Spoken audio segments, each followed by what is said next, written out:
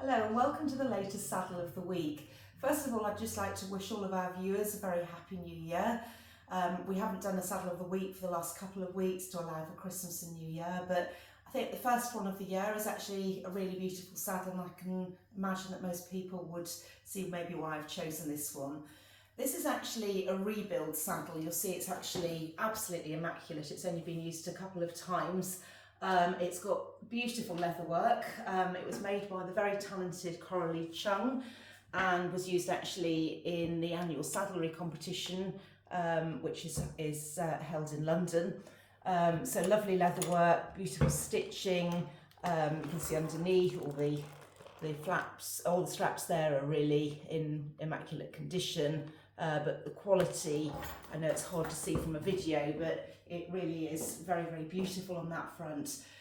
Just to say a little bit more though about the saddlery competition, for me as a side saddle enthusiast, I think it's so great that saddlers are being encouraged to continue with the whole trade of actually making new saddles and rebuilding on some of the old trees.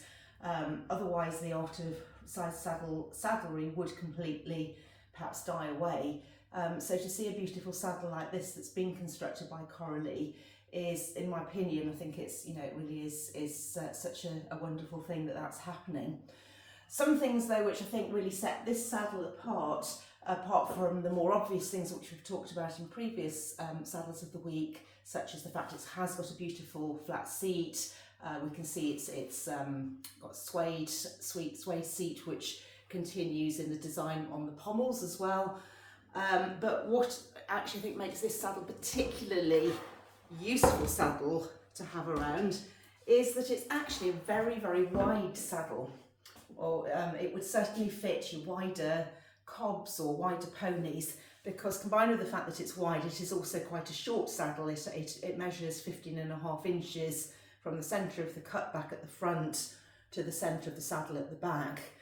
But when we look at the width of this saddle, you'll see it's got a very, very wide gullet, so lots of space for the horse's spine, and it's also got a very wide bearing surface with the panels there. You can see they're nice and wide, and as I'd expect to see on any quality saddle that's been correctly made, you'll see there's more flocking on the near side panel there than on the offside. So the saddle would nicely put you up onto the right seat bone, which I always look for in a well-designed saddle.